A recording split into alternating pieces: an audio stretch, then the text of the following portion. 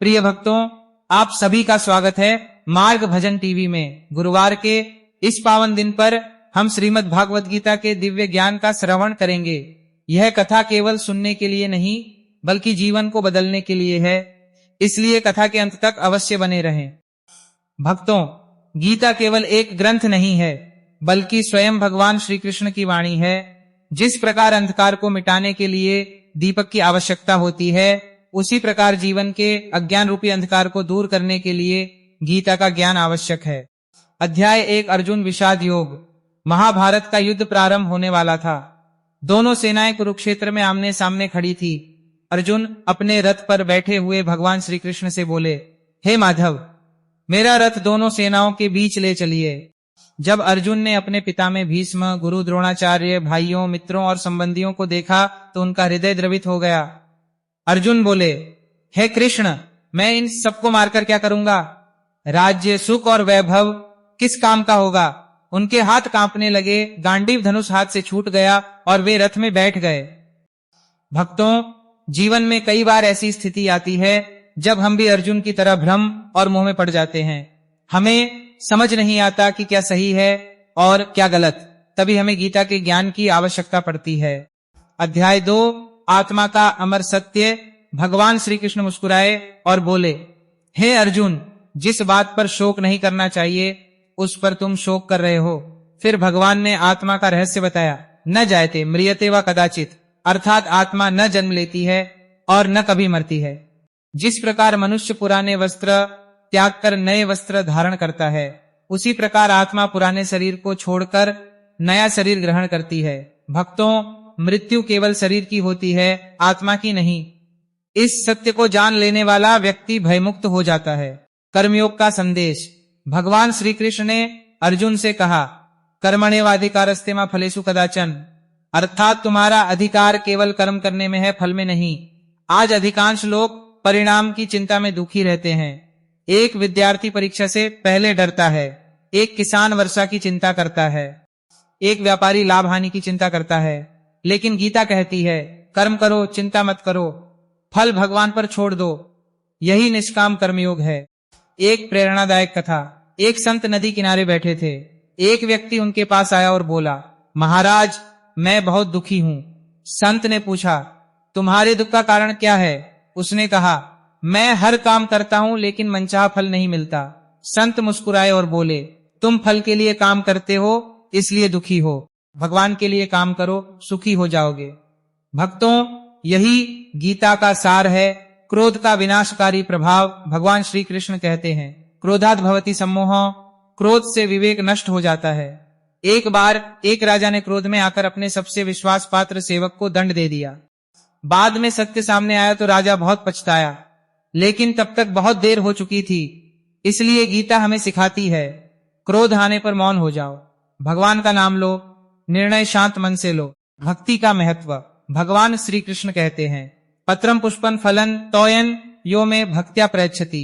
यदि कोई भक्त प्रेम से एक पत्ता, एक फूल, एक फल या जल भी अर्पित करे तो मैं उसे स्वीकार करता हूँ। भगवान को धन नहीं चाहिए, उन्हें केवल प्रेम चाहिए। सच्ची भक्ति ही भगवान तक पहुंचने का सबसे सरल मार्ग है। सुदामा और कृष्ण की कथा। जब सुदामा द्वारका पहुंचे तो उनके पास देने के लिए केवल मुट्ठी भर चिवड़ा था, लेकिन श्री कृष्ण ने उसी को बड़े प्रेम से स्वीकार किया, क्योंकि भगवान वस्तु नहीं भावना देखते हैं।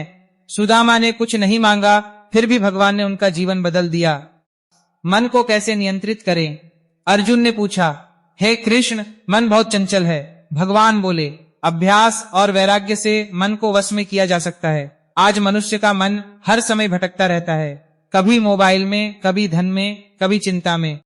लेकिन जो व्यक्ति प्रतिदिन भगवान का स्मरण करता है, उसका मन धीरे धीरे शांत होने लगता है। भगवान का विराट रूप। जब अर्जुन ने भगवान का विराट स्वरूप देखा तो वे आश्चर्यचकित रह गए। उन्होंने देखा कि संपूर्ण ब्रह्मांड भगवान के भीतर समाया हुआ है। सूर्य, चंद्रमा, ग्रह, नक्षत्र, देवता, ऋषि सब उसी विराट रूप में विद्यमान हैं।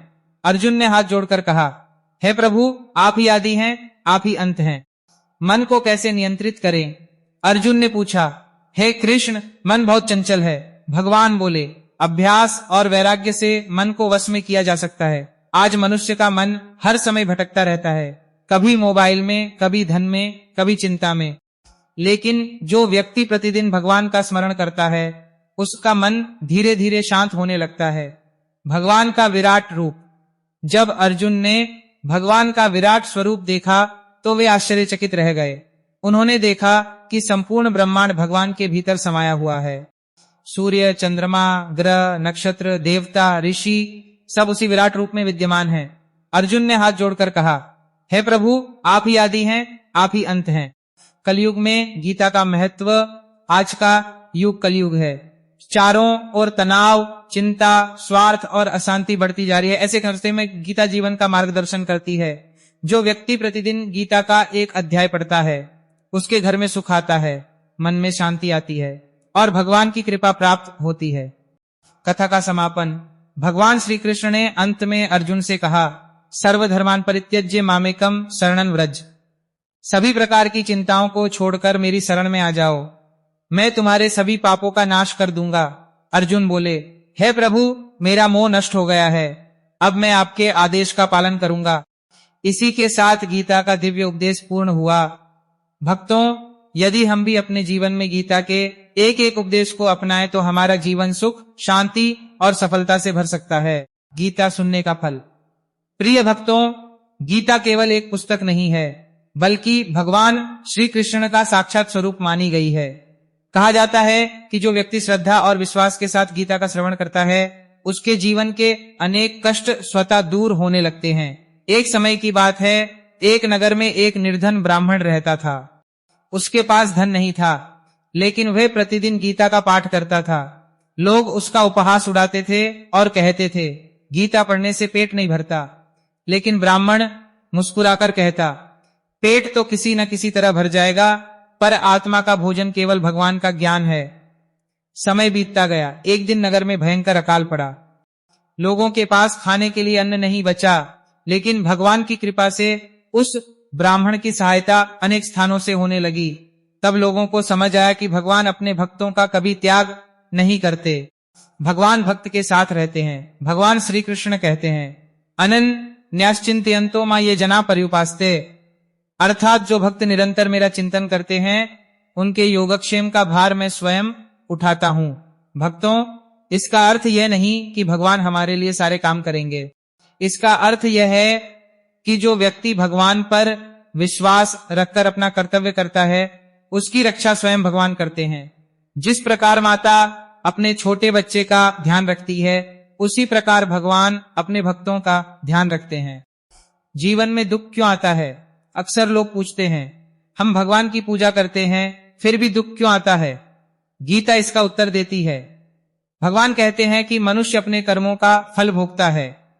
आज जो हम अनुभव कर रहे हैं, वह हमारे वर्तमान और पूर्व कर्मों का परिणाम है।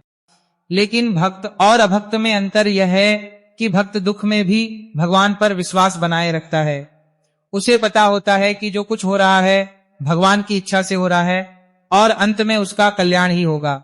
राजा जनक की कथा। मिथिला के राजा जनक बहुत बड़े ज्ञानी थे। एक बार उनके महल में आग लग गई। सब लोग भागने लगे, लेकिन राजा जनक शांत बैठे रहे। किसी ने पूछा, महाराज, आपका महल जल रहा है और आप शांत बैठे हैं।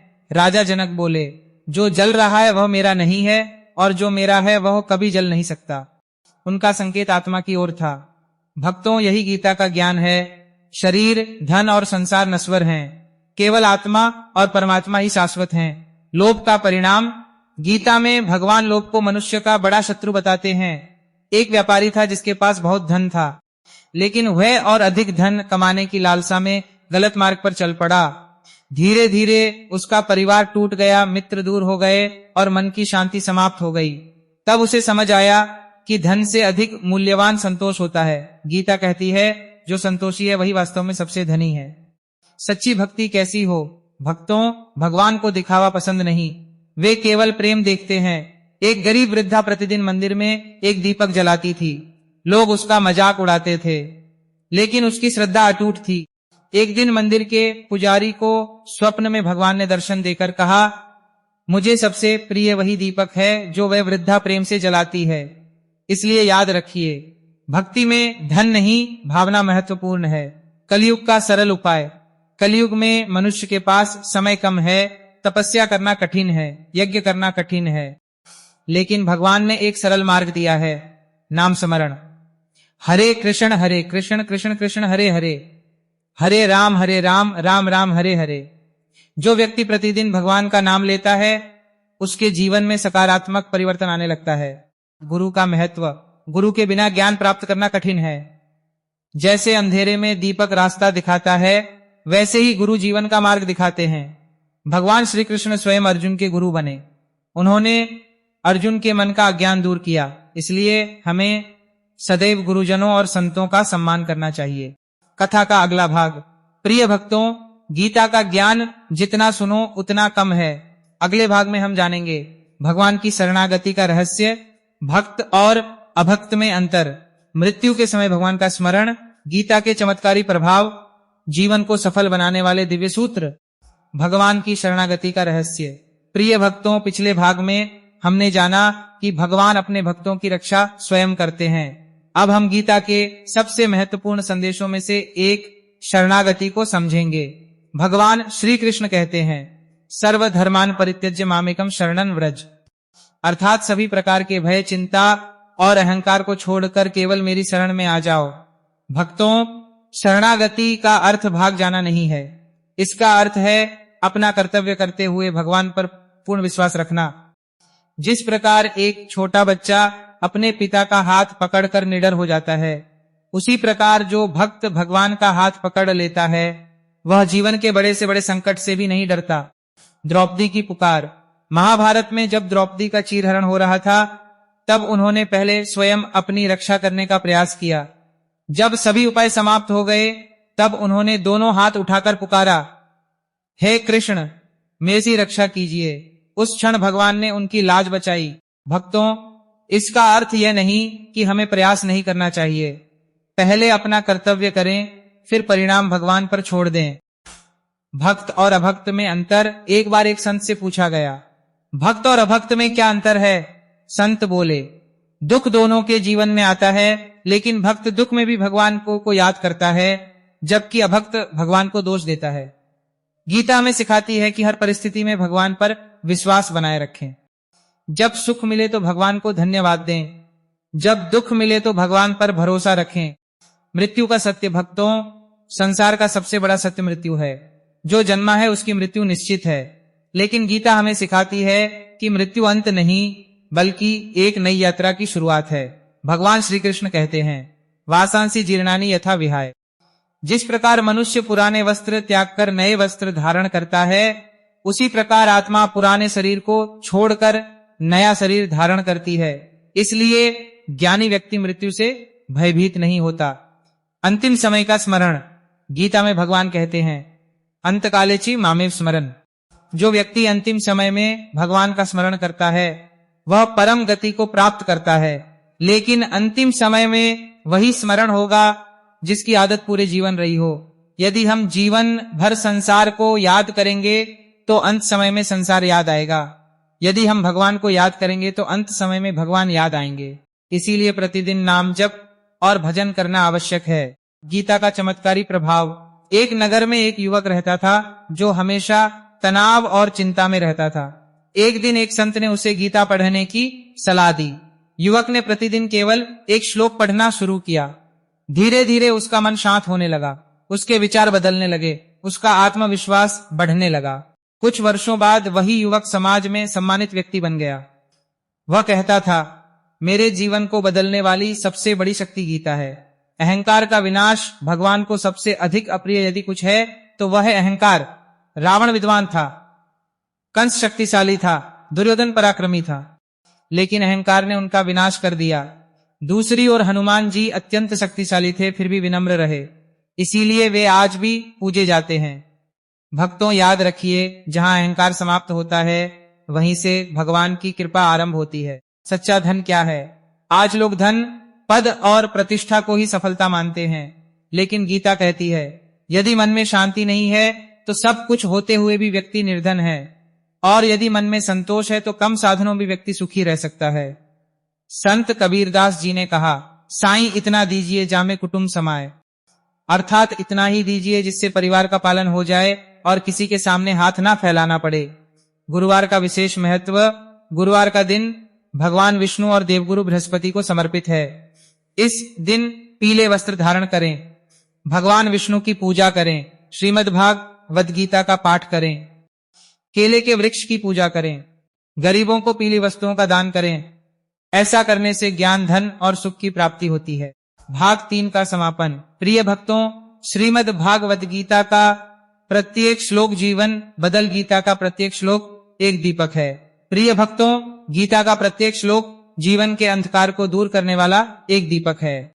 जो व्यक्ति नियमित रूप से गीता का अध्ययन करता है, उसके मन में ज्ञान, विवेक और आत्मविश्वास का प्रकाश फैलने लगता है। आज के समय में मनुष्य के पास धन है, साधन है, सुविधाएं हैं, लेकिन मन की शांति नहीं है।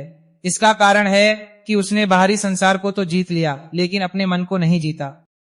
भगवान श्री कृष्ण कहते हैं, उद्धरेदात्मनात्मानं नात्मान मौसादेत, अर्थात मनुष्य को स्वयं अपने द्वारा अपना उद्धार करना चाहिए, स्वयं को गिराना नहीं चाहिए। भक्तों, हमारा सबसे बड़ा मित्र भी हमारा मन है और सबसे बड़ा शत्रु भी हमारा मन है। मन पर विजय की कथा। एक बार एक राजा ने एक महात्मा से पूछा, महाराज, संसार में सबसे कठिन कार्य कौन सा है? महात्मा बोले, अपने मन को जीतना। राजा ने कहा, मैंने अनेक राज्यों को जीत लिया है।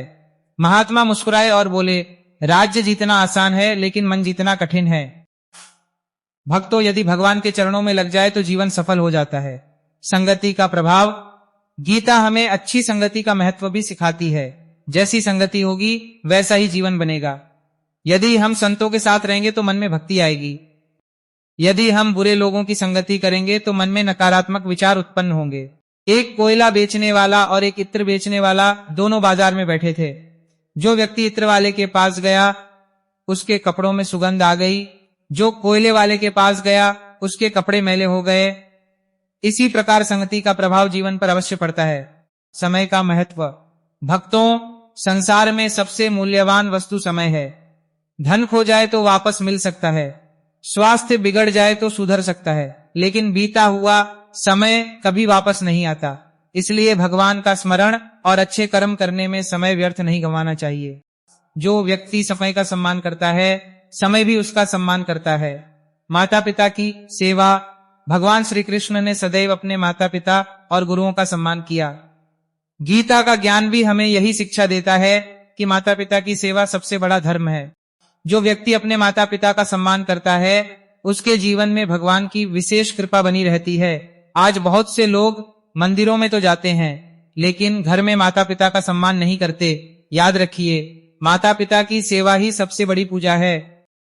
दान का महत्व। गीता में दान के 3 प्रकार बताए गए हैं। सात्विक दान, राजसिक, तामसिक दान। सात्विक दान वह है जो बिना किसी स्वार्थ के किया जाए। यदि हम केवल प्रसिद्धि पाने के लिए दान करते हैं तो उसका पुण्य कम हो जाता है, लेकिन यदि हम भगवान को साक्षी मानकर दान करते हैं तो उसका फल कई गुना बढ़ जाता है। कलयुग में सबसे बड़ा साधन। भक्तों, कलयुग में न कठिन तपस्या संभव है और न बड़े बड़े यज्ञ। इस युग में भगवान का नाम ही सबसे बड़ा सहारा है। इसलिए प्रतिदिन कुछ समय निकालकर नाम जप अवश्य करें। हरे कृष्ण कृष्ण कृष्ण हरे हरे, हरे राम राम राम हरे हरे। नाम जप से मन शांत होता है, घर में सकारात्मक ऊर्जा आती है और भगवान की कृपा का प्राप्त होती है। गीता का अंतिम संदेश। महाभारत के युद्ध से पहले अर्जुन भ्रमित थे। वे अपने कर्तव्य को लेकर असमंजस में थे, लेकिन जब उन्होंने भगवान श्री कृष्ण के उपदेश सुने तब उनका मोह नष्ट हो गया। उन्होंने कहा, नष्टो मोहा स्मृतिर्लब्धा, अर्थात मेरा मोह नष्ट हो गया है और मुझे सत्य का ज्ञान प्राप्त हो गया है। भक्तों, यही गीता का उद्देश्य है। अज्ञान को मिटाना, मन को स्थिर करना और हमें भगवान के मार्ग पर चलाना। गुरुवार के लिए विशेष संदेश। यदि आप चाहते हैं कि आपके जीवन में सुख, शांति और समृद्धि आए तो प्रत्येक गुरुवार भगवान विष्णु की पूजा करें, श्रीमद् भागवत गीता का पाठ करें, पीली वस्तुओं का दान करें, गुरुजनों का सम्मान करें, भगवान का नाम स्मरण करें। धीरे धीरे आपके जीवन में सकारात्मक परिवर्तन दिखाई देने लगेंगे। भावपूर्ण समापन। प्रिय भक्तों, श्रीमद् भागवत गीता केवल युद्ध भूमि में अर्जुन को दिया गया उपदेश नहीं है, बल्कि हम सभी के जीवन के लिए मार्गदर्शक है। जब भी जीवन में निराशा आए, जब भी कोई समस्या आए, जब भी मन अशांत हो, गीता का एक श्लोक पढ़ लीजिए, आपको मार्ग अवश्य मिल जाएगा। भगवान श्री कृष्ण की कृपा आप सभी पर बनी रहे। बोलिए श्रीमद् भागवत गीता महारानी की जय, योगेश्वर भगवान श्री कृष्ण की जय, देवगुरु बृहस्पति महाराज की जय, सनातन धर्म की जय। राधे राधे। जय श्री कृष्ण। वीडियो के अंत में बोलने हेतु, यदि आपको श्रीमद् भागवत गीता की यह कथा पसंद आई हो तो वीडियो को लाइक करें, अपने मित्रों और परिवारजनों के साथ शेयर करें और हमारे चैनल मार्ग भजन टीवी को सब्सक्राइब करना न भूलें। भगवान श्री कृष्ण की कृपा आप पर सदैव बनी रहे। राधे राधे।